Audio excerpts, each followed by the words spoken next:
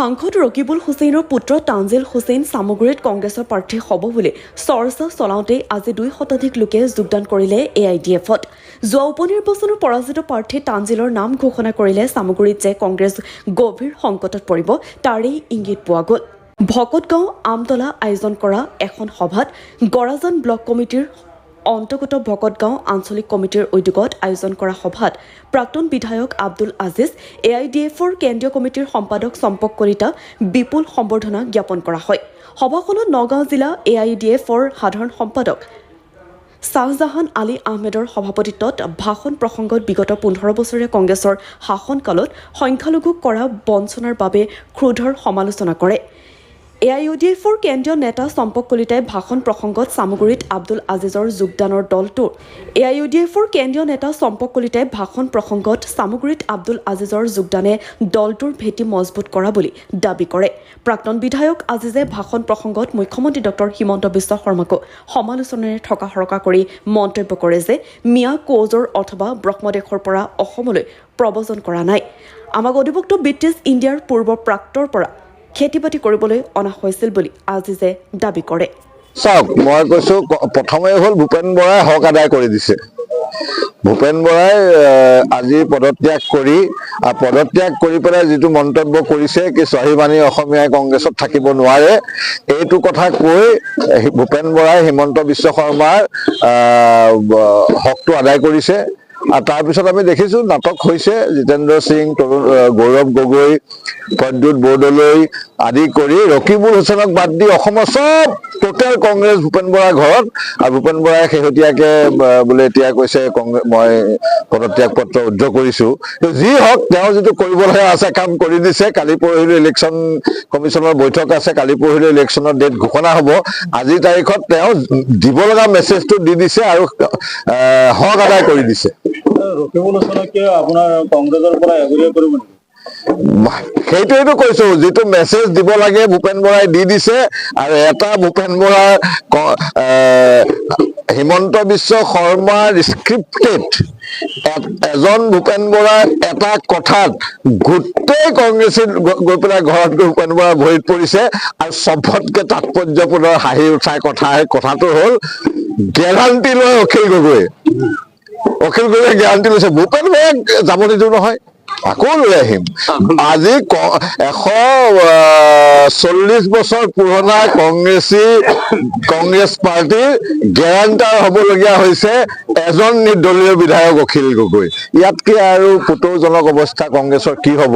সেইকাৰণে এতিয়াতো আৰু কংগ্ৰেছক মই সমালোচনা কৰিবলৈও বেয়া লাগিছে, কাৰণ ইমান দুৰ্বল হৈ গৈছে। ইমান দুৰ্বল দল এটাকে আৰু কি সমালোচনা কৰিম? এটা কথা, আমাৰ ইতিমধ্যে আপোনাৰ কংগ্ৰেছৰ প্ৰাৰ্থী যিজন আছে ৰকিবুলৰ তানজিল হুছেইনে আপোনাৰ বিভিন্ন মিটিঙত বা মিডিয়াৰ আগত কৈ আছে যে তাৰ দেউতাই আপোনাৰ 10 লাখ ভোটত পাছ কৰিছে, গতিকে তাক মানে সমৰ্থন কৰিব লাগে।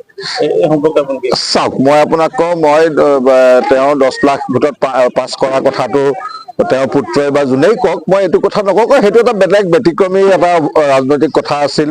গোটেই অসমত সংবিধান বচাব লাগে, ৰাহুল গান্ধী প্ৰধানমন্ত্ৰী হ'ব, এনেকুৱা এটা যিটোক আপোনাৰ ৱেভত গোটেই ভাৰতবৰ্ষৰ সংখ্যালঘু 91% মানুহে সেইটো সময়ত ইণ্ডিয়াক ভোট দিছে।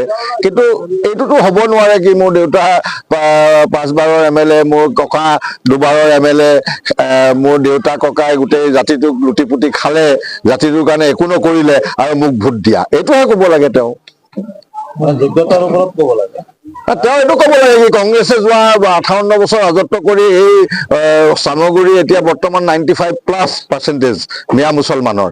এই মিয়া মুছলমানৰ মাটি পট্টা নিদিলে, দি লগালে, ডিটেনশ্যন কেম্প বনালে, NRC বনাই নিদিলে, আৰু